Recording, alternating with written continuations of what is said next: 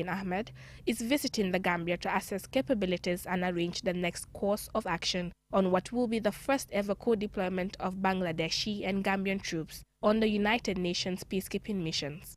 Serigne Modunjai is the Gambia's Minister of Defense. We are aware Bangladesh has a good reputation when it comes to peacekeeping operations.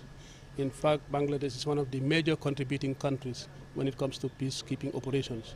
So, in fact, deploying alongside with Bangladesh, I think, is a step in the right direction. The United Nations Department of Peace Operations also provided a team of 3 peacekeeping experts to support the visit.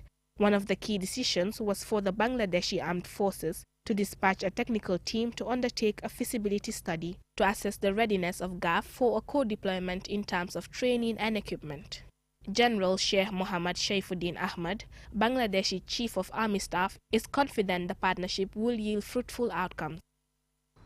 I am quite happy so far I have seen, and I am quite sanguine that probably we will be able to work together.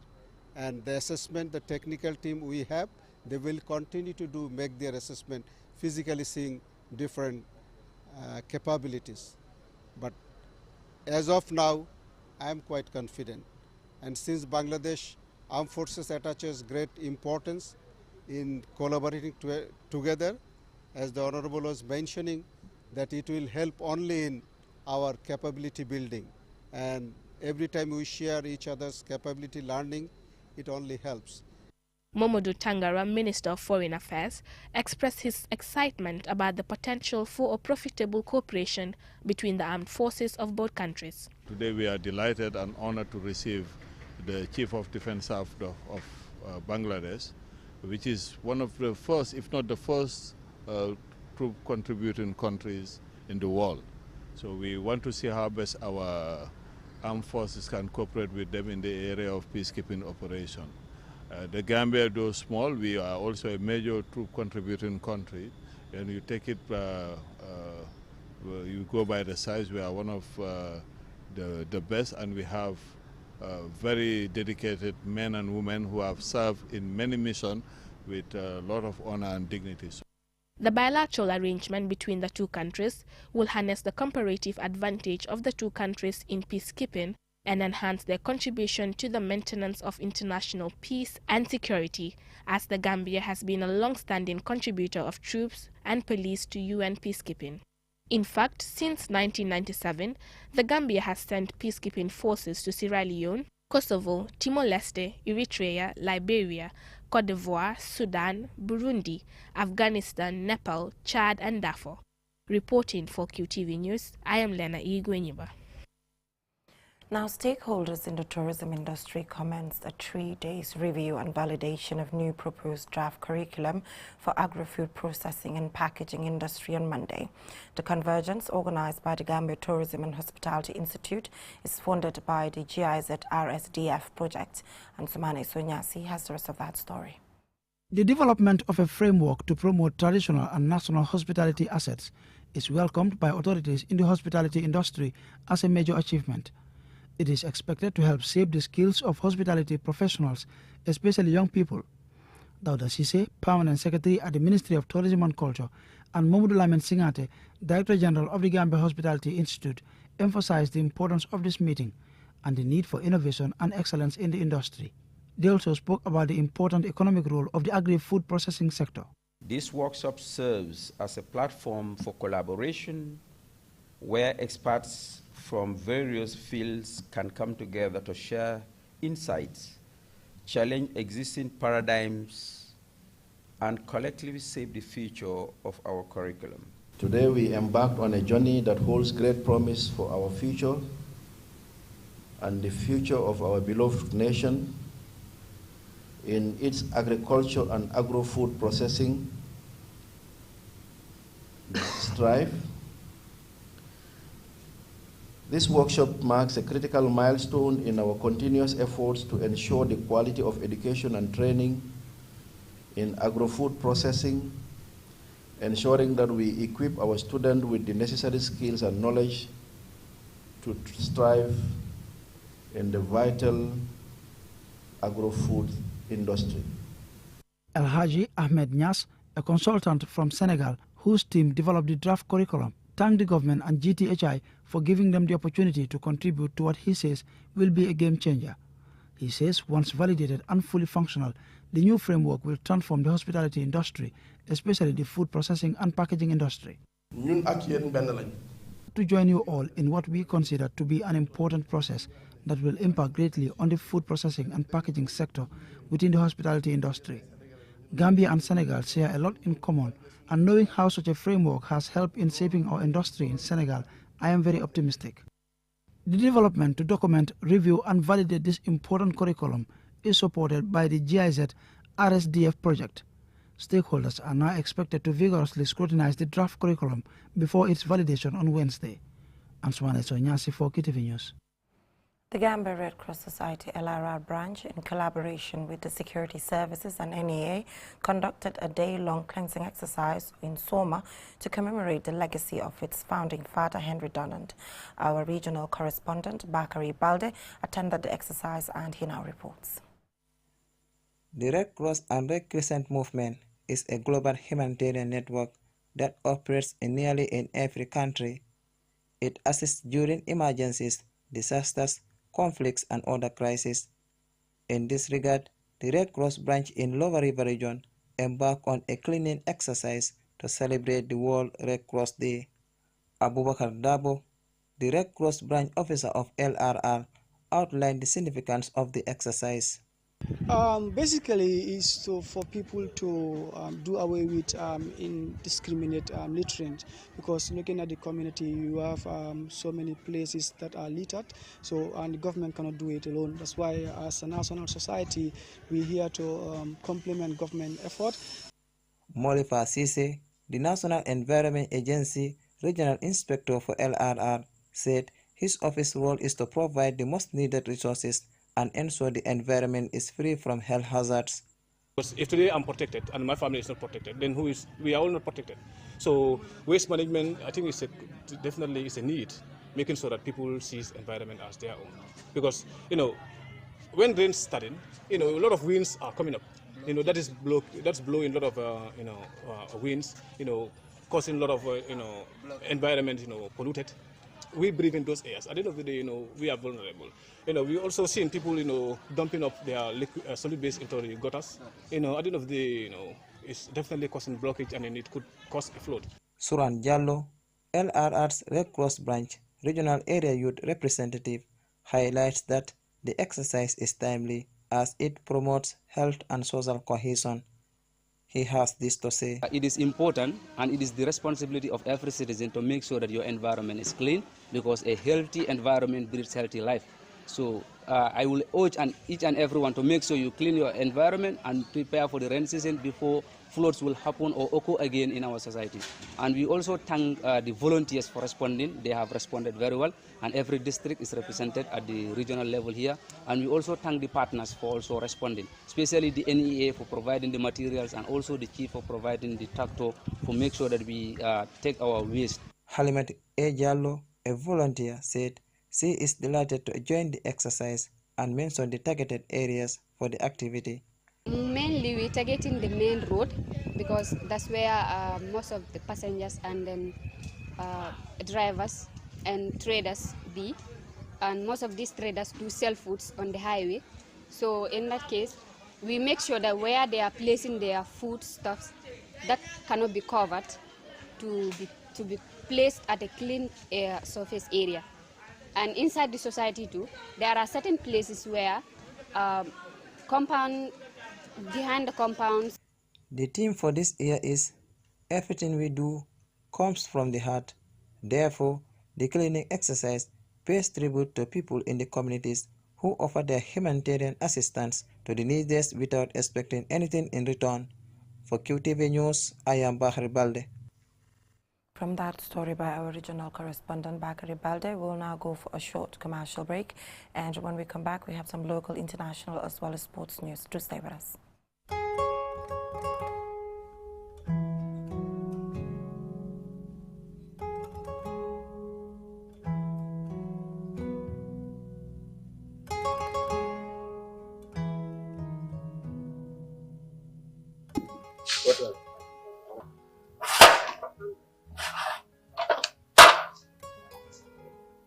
Malu. Kau tu yang paling nolak. Kalau kau orang mana? Tu kalau mana ni? Paling kau orang mana? So itu apa yang nolak?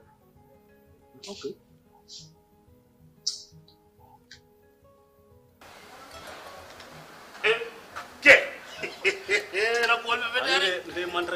Ko muna momen ka bonan banke buso be bul ko do faare ko de ka ko na ko ba salun jata ay ko do kenya nan na do ko do kamaja je sa mada fini na foyin ko di furi hey nga ko do bala kana falina bayin ko do akoy damale be je ni may sama no ngatu je atata falina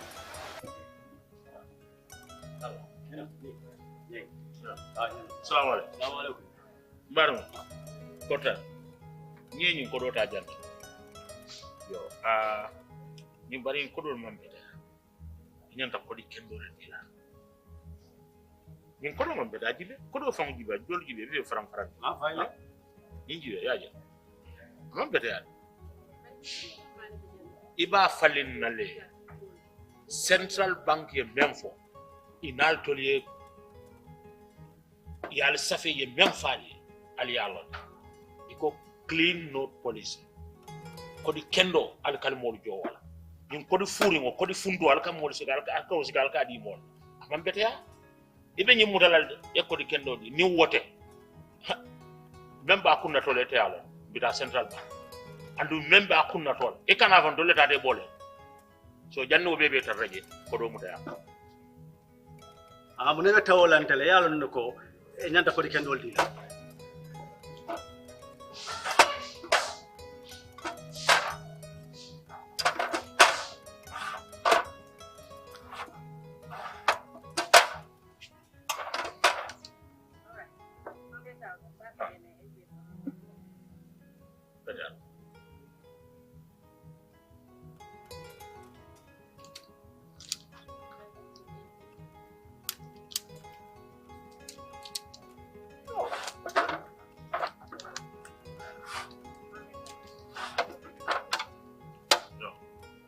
Nyina musiloti men nyanta kake alkali al luaye menfo alkali barawona fodi kendo alkali waldi mol alyama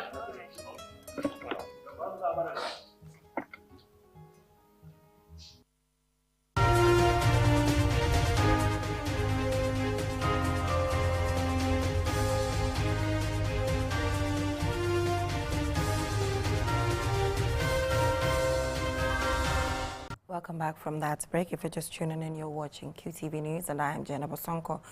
Now, 300 fruit trees, vegetables, and various materials, farm materials rather, worth over $500,000 were destroyed by fire in Dutabulu village in the North Bank region. Don Williams visited the farm, and he now reports. Dutabulu is a village on the outskirts of Orafeni, about 3 to 4 kilometers from the highway. A young farmer was left devastated when he was called to be told that his farm was on fire. QTV went to the farm to see the destruction and spoke with Lamin Yabo, the farm owner. According to Lamin, he said what is lost is over $500,000 and all that he had invested has gone. I went to Farafenya to buy a solar. So I bought a solar with a pumping machine, electric solar pump, to at least reinforce this place, one, and then to expand the job, because I need water supply. Okay, so I was there, I was called by my partner that there's a fire break in the garden and then it's beyond his level to control. That's the time I took a motorbike and rushed to the farm. The time I was reaching at the farm, almost everywhere is burned. I need a help, because as you know, a young man struggling, doing all these things, and I do this physically. This is physical job. Okay, so I need a help. Yes, I need a help in everywhere. Anybody who can help. The alcalde of the village, Mbeli Jalo, confirmed that Lamin Yabo's farm was destroyed during the fire, even though the villagers rushed to the scene to try to help to put out the fire. Tiangol imori, mi anda dungol imori ngol aringol sumi, galle mum walla neddo ya gadin mum yakar mum, We don't know the cause of the fire. That garden was his livelihood. He planted bananas, oranges, and so many other fruits. The fire burnt everything, including the wooden pillars he used for the fencing. All the villagers went there to put out the fire. Otherwise, the whole village would have caught fire. He is a good neighbor. Anyone who can assist him in any way so his garden can be returned to normal. You would really appreciate that. All of us want this garden to be like it was. Although the cause of the fire is unknown at the time of this broadcast, the incident highlights the need for great care and attention to be exercised by those preparing the farms ahead of the rainy season. Don Williams, QTV News for Afeni. From that sad news, let's head right on to news beyond our borders.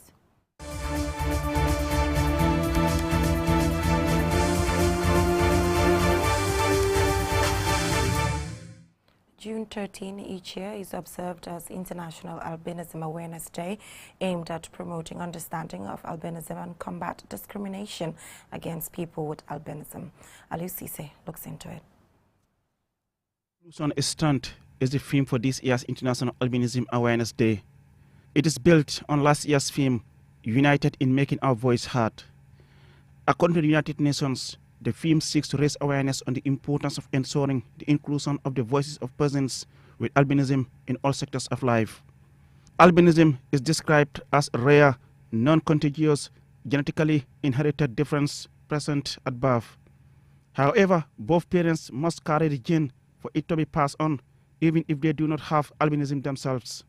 It is estimated that in North America and Europe, 1 in every 17,000 to 20,000 people have some form of albinism. It is much more prevalent in sub-Saharan Africa, with estimates of 1 in 1,400 people being affected in Tanzania, and a prevalence as high as 1 in 1,000 reported for select populations in Zimbabwe and for other specific ethnic groups in Southern Africa. Due to lack of melanin in the skin and eyes, persons with albinism often have permanent visual impairment. Although this has no cure, treatments such as sunglasses and contact lenses can improve vision. In 2021, in recognition of this, Fodeveran Humanitas, a charitable organization in partnership with Press Optic, donated 1,200 sunglasses worth of $300,000 to the Association of Gambian Albinos for distribution. On the other hand, albinos often face threats and attacks for what many believe are ritual purposes. This evil practice is commonly associated with East and Southern Africa. Salif Keita from Mali, an albino, is one of the most influential musicians in Africa and is leading the campaign to raise awareness of the condition. His award-winning album La Difference was dedicated to ending violation of the rights of persons with albinism. Reporting for QTV News, I am Aliou Cisse. From that story, let's take a look at what is happening in the world of sports.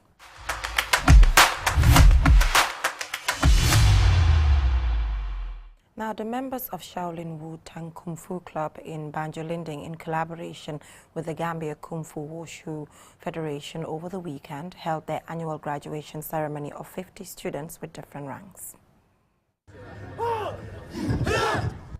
The ceremony started with a warm-up exercise by the members of the Shaolin Wu Tang Kung Fu Club in Banjulinding, who were hosting the graduation ceremony. Speaking to QTV on behalf of the executive members of the Gambia Kung Fu Wushu Federation, Mr. Lamin Drame thanked Allah for making the event possible. Any Kabilo that trains Kung Fu, all that environment and the surroundings become safe because Kung Fu brings discipline and safety, which leads to a progressive society. We are asking for support from the government as our neighboring countries get support from their governments to participate in international events like the Olympics. And if we also have such support, we will participate and make Gambia proud.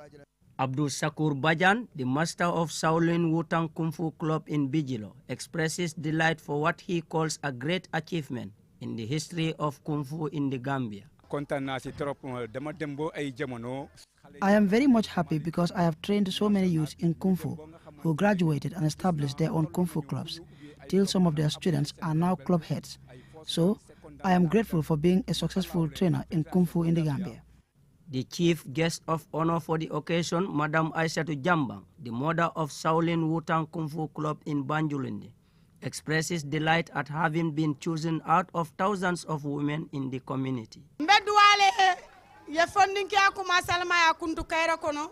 I am praying for all of them as they start their youthful age. May Allah bless them to complete it in peace. May all their wishes come true. The good work they are doing, may Allah make it progress. May they never encounter problems. I am very much pleased with their club, and I am thanking everyone. Our source, a student from Busumbala Karate Club, and Fatmata Jambang from Shaolin Wutang Kung Fu Club in Banjulunde, call on other girls to come out and participate in sporting disciplines like Kung Fu and Karate, which they describe as highly significant in promoting the health, security, and the well-being of the youthful population, especially the young girls. The master of the host club, Shaolin Wutang Kung Fu at Banjulunde, Jarga A. Fall, thanked the parents for entrusting him by sending their children to the club. To invite is very simple, but to answer to the invitation is not easy. All the club masters and their students here today have come out in their large numbers. All this is possible through unity, which has been the trend of Kung Fu. We are also grateful to our sister karate clubs here present, and to you QTV, thank you for coming. In attendance to make the event a memorable one were sister Kung Fu and karate clubs from far and wide. For QTV News, Lamin Alaifandin Dabo. Before we leave, let's recap our main headlines. The Gambia Armed Forces welcomed a high-powered delegation from the Bangladeshi Armed Forces on Monday. Stakeholders in the tourism industry commenced a 3-day review and validation of a new proposed agri-food processing and packaging industry curriculum. The Gambia Red Cross Society Elara branch and partners conducted a day-long cleaning exercise in Jarasoma to commemorate the legacy of its founding father, Henry Dunant. And in international news, June 13th each year is observed as International Albinism Awareness Day, aimed at promoting understanding of albinism. And in sports news, the members of the Shaolin Wutang Kung Fu Club in Banjulinding, in collaboration with the Gambia Kung Fu Wushu Federation, over the weekend held their annual graduation ceremony of 50 students with different ranks. Well, that is all we have for you in this edition of QTV News. Join us at 10 p.m. for another bulletin. Thanks for watching.